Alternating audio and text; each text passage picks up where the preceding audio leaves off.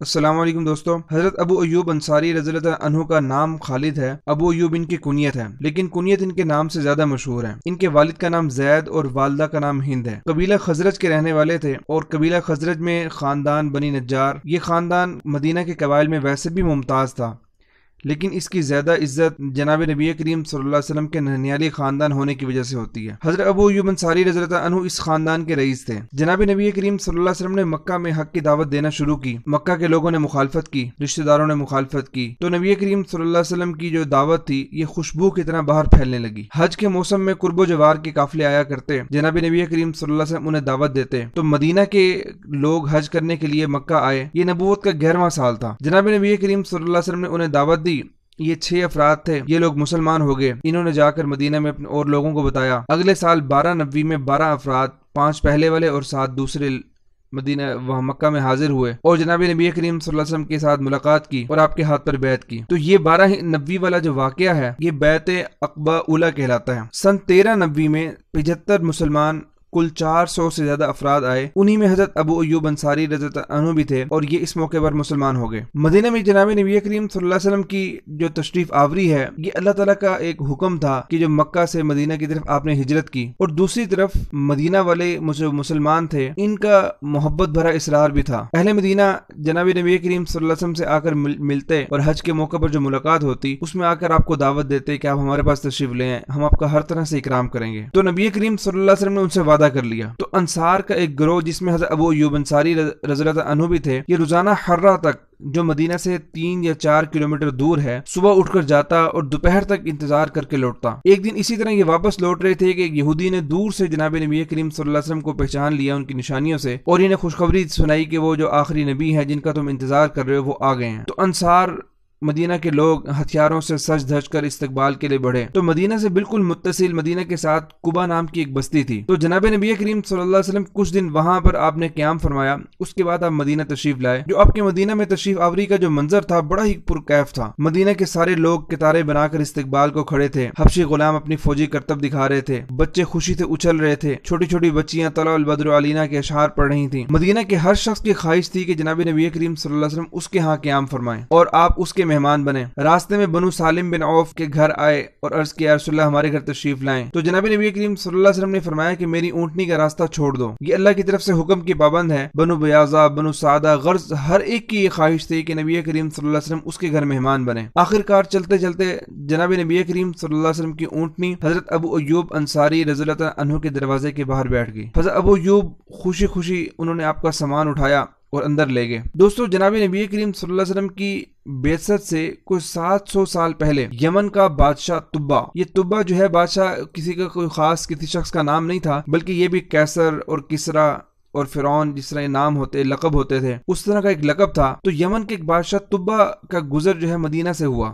مدینہ کا اس وقت پرانا نام یثرب تھا۔ اس کے ساتھ 400 تورات کے علماء تھے۔ سب علماء نے بادشاہ سے درخواست کی کہ ہمیں یہاں رہنے دیا جائے۔ جب اس مدینہ کی سرزمین کو دیکھا تو بادشاہ نے ان سے پوچھا کہ اس کی کیا وجہ؟ تو ان علماء نے کہا کہ ہم نے جو پہلے انبیاء کرام کے جو صحائف ہیں، ان کی جو صحیفے ہیں، آسمانی کتابیں ہیں، اس میں ہم نے لکھا ہوا دیکھا ہے کہ آخری زمانے میں ایک نبی پیدا ہوں گے، محمد ان کا نام ہوگا، اور یہ سرزمین جو یثرب کا علاقہ ہے یہ ان کا دار الہجرت ہوگا، یعنی کہ وہ اس علاقے کی طرف ہجرت کریں گے۔ وہ بڑا نیک دل بادشاہ تھا، اس نے سب کو وہاں قیام کی اجازت دے دی اور ہر ایک کے لیے علیحدہ علیحدہ مکان تیار کروا دیا اور ان کو مال و دولت سے بھی نوازا، اور ایک مکان خاص جناب نبی کریم صلی اللہ علیہ وسلم کے لیے تعمیر کروایا کہ جب نبی آخر الزمان تشریف لائیں گے تو وہ یہاں قیام فرمائیں گے۔ اور ان کے نام ایک خط بھی لکھا۔ خط کا مضمون کچھ اس طرح تھا، اس کا مفہوم تھا کہ میں گواہی دیتا ہوں کہ محمد مجتبی صلی اللہ علیہ وسلم اللہ کے رسول برحق ہیں، اگر میری عمر ان تک پہنچی تو میں ضرور ان کا مددگار ہوں گا اور ان کے دشمنوں سے جہاد کروں گا اور ان کے دل سے ہر غم کو دور کر دوں گا۔ طبہ نے اس خط پر ایک مہر لگائی اور ایک عالم کے سپرد کر دیا کہ اگر تم اس نبی کا زمانہ پاؤ تو میرے خط ان کو پیش کر دینا، ورنہ اپنی اولاد کو یہ خط دے دینا اور میری یہ وصیت بھی کر دینا۔ چنانچہ حضرت ابو ایوب انصاری رضی اللہ عنہ اسی تورات کے عالم کی اولاد میں سے ہیں اور بقیہ انصار ان 400 علماء کی اولاد میں سے ہیں۔ حضرت ابو ایوب انصاری رضی اللہ عنہ نے وہ عریضہ اور وہ خط جو تھا جناب نبی کریم صلی اللہ علیہ وسلم کی خدمت میں پیش کر دیا۔ حضرت ابو ایوب انصاری رضی اللہ عنہ عنہ کا یہ مکان 2 حصوں پر مشتمل تھا، ایک اوپر والی منزل اور ایک نچلی والی منزل۔ تو حضرت ابو ایوب کی خواہش تھی کہ آپ اوپر بالا خانے میں تشریف رکھیں اور ہم نیچے رہیں گے، لیکن جناب نبی کریم صلی اللہ علیہ وسلم نے نیچے رہنے کو آپ نے پسند فرمایا لوگوں کی آمد و رفت کی وجہ سے۔ تو حضرت ابو ایوب رضی اللہ تعالیٰ عنہ اور ان کی اہلیہ حضرت ام ایوب رضی اللہ تعالیٰ عنہا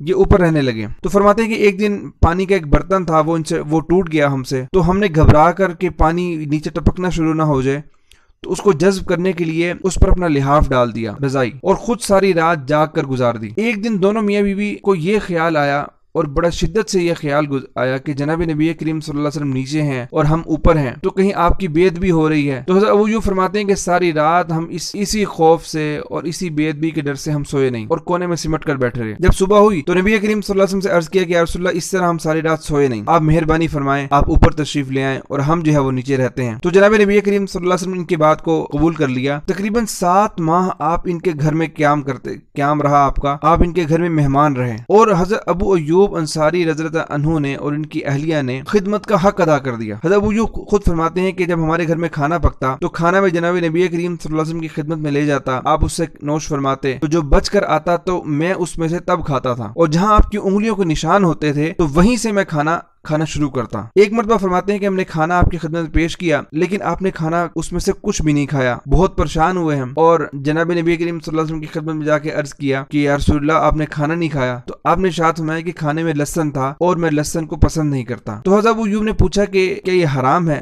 تو آپ نے فرمایا کہ نہیں، حرام تو نہیں ہے، لیکن میں اسے ناپسند سمجھتا ہوں۔ تو عرض کیا کہ یا رسول اللہ جو چیز آپ کو ناپسند ہے مجھے بھی وہ ناپسند ہے۔ مدینہ طیبہ کے اندر حضرت ابو ایوب انصاری رضی اللہ عنہ کا جو بھائی بنایا وہ جناب نبی کریم صلی اللہ علیہ وسلم نے حضرت مصعب بن عمیر رضی اللہ عنہ کو بنایا، کہ جو سب سے اول اسلام کے داعی تھے مدینہ کے اندر، اور جن کو مدینہ کے اندر اسلام سکھانے کے لیے بھیجا گیا تھا۔ حضرت ابو ایوب انصاری رضی اللہ عنہ کے اندر جہاد کا جذبہ اور اللہ کے راستے میں نکلنے کا شوق بہت زیادہ تھا، تمام غزوات میں شریک رہے، کوئی غزوہ بھی ایسا نہیں ہے کہ جس میں حضرت ابو ایوب شریک نہ ہوئے۔ حضرت علی رضی اللہ عنہ کو زمانہ آیا تو آپ کے عہد خلافت میں جنگ خوارج میں، جو خوارج کی خلافت جو بڑی مشہور جنگ ہوئی تھی، اس کے اندر شریک ہوئے۔ حضرت علی رضی اللہ عنہ کو آپ پر بہت اعتماد تھا، جب کوفہ کو دارالخلافہ بنایا تو مدینہ میں آپ کو اپنا جانشین بنایا۔ حضرت علی رضی اللہ عنہ کے زمانے میں ان کا وظیفہ 4000 سے 20000 درہم کر دیا، پہلے 8 غلام تھے، پھر 40 غلام زمین کی کاشتکاری کے لیے دے دیے۔ دوستو حضرت ابو ایوب انصاری رضی اللہ عنہ اور ان کی اہلیہ حضرت ام ایوب انصاریہ رضی اللہ عنہا، ان کا بہت صحابہ کرام کے ہاں ان کا بہت مقام تھا۔ ان کے 3 بیٹے ہوئے، ایوب، خالد، محمد، اور ایک بیٹی عمرہ اس کا نام تھا۔ صحابہ کرام رضوان اللہ تعالی علیہم اجمعین ان کی بہت قدر کرتے، اور واقعی یہ بہت شرف کی بات تھی، بڑی عزت کی بات تھی کہ جناب نبی کریم صلی اللہ علیہ وسلم نے 7 ماہ ان کے گھر قیام فرمایا۔ ہم خود تصور کریں یہ ان کی کتنی بڑی خوش قسمتی تھی۔ اور ایک مرتبہ حضرت عبداللہ بن عباس رضی اللہ عنہ کے پاس بصرہ میں گئے، وہ بصرہ کے حاکم تھے، تو آپ ان کے پاس ملنے کے لیے تشریف لے گئے۔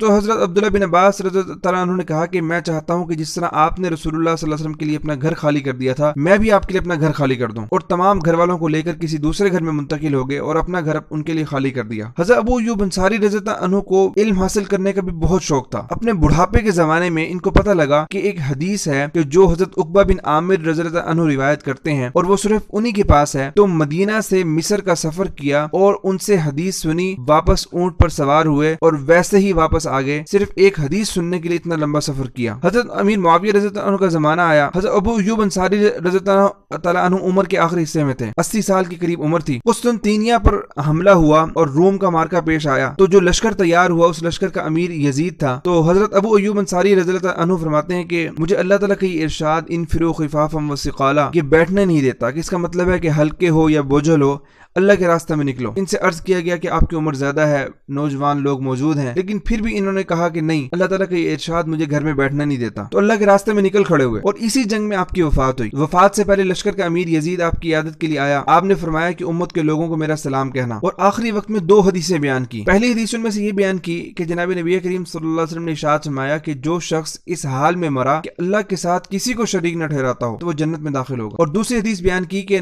جناب نبی کریم صلی اللہ علیہ وسلم نے ارشاد فرمایا کہ اگر تم گناہ نہ کرو گے تو اللہ ایسی مخلوق پیدا کر دے گا جو گناہ کرے گی پھر اللہ سے توبہ کرے تو اللہ تعالیٰ ان کی مغفرت فرما دے گا۔ دوستو کتنی اللہ تعالیٰ کی رحمت کا کیا عالم ہے اور کتنی زیادہ اللہ کی رحمت وسیع ہے کہ اللہ پاک توبہ کو کتنا پسند کرتا ہے۔ تو حضرت ابو ایوب انصاری رضی اللہ عنہ کی وفات ہو گئی۔ انہوں نے ایک اور وصیت بھی کی تھی کہ مسلمانوں کا لشکر جہاں تک چلتا رہے تو میری میت کو بھی اپنے ساتھ لے کر جانا اور جہاں پر آخری قیام ہو وہاں پر جا کر میری میت کو دفنانا۔ تو آپ کی جو میت تھی اس کو قسطنطینیہ کے فصیل کے پاس پہنچ کر صحابہ کرام نے اس کو رات کی تاریکی میں دفنایا اور ان کو دفنانے کے بعد ان کی قبر سے ایک نور کی لہر نکلی اور آسمان تک چلی گئی۔ اس کو نہ صرف لشکر کے لوگوں نے دیکھا بلکہ وہاں مقامی لوگوں نے بھی اس کو دیکھا اور انہوں نے پوچھا کہ تم رات کو کیا کر رہے تھے؟ تو صحابہ کرام نے بتایا کہ ہمارے ایک بہت بزرگ تھے، ہم نے ان کو دفنایا۔ تو وہ رومی جو تھے وہ بھی آپ کی جو قبر تھی اس کی بہت عزت کیا کرتے تھے۔ دوستو حضرت ابو ایوب انصاری رضی اللہ عنہ سنت کے بہت پابند تھے، سنت کے خلاف کوئی بات بھی برداشت نہ کرتے۔ غزوہ روم کے زمانے کے اندر ہی جہاد میں بہت سے قیدی قید تھے تو دیکھا ایک عورت بھی قید ہے اور وہ زاروں قطار رو رہی ہے۔ پوچھا کہ یہ کیوں رو رہی ہے؟ بتایا گیا کہ